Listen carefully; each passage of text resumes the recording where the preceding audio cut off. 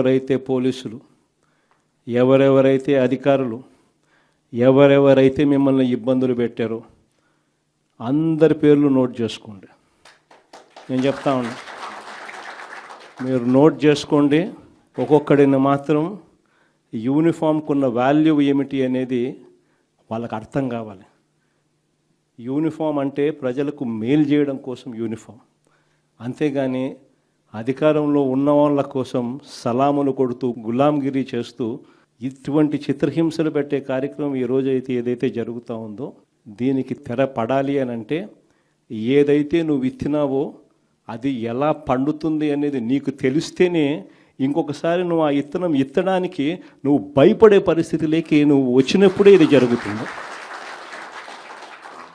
కాబట్టి ఈసారి మాత్రం ఖచ్చితంగా మెసేజ్ ఖచ్చితంగా పోతుంది. ఎవడెవడైతే అధికారి, ఎవడెవడైతే వైఎస్ఆర్సీపీ కార్యకర్తను ఎవడెవడైతే ఇబ్బంది పెట్టాడో వాళ్ళందరినీ కూడా చూస్తూ ఊరుకోము. చట్టం మీద దోషులుగా నిలబెడతాము. ఒకవేళ వాళ్ళు రిటైర్ అయిపోయి వెళ్ళిపోయినా, లేకపోతే వాళ్ళు దేశం విడిచిపెట్టిపోయినా కూడా ఎవరిని వదిలిపెట్టం. సప్త సముద్రాలు అవతలున్నా కూడా అందరినీ కూడా పిలిపించే కార్యక్రమం చేస్తాం.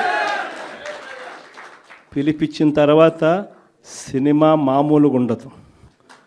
సినిమా మాత్రం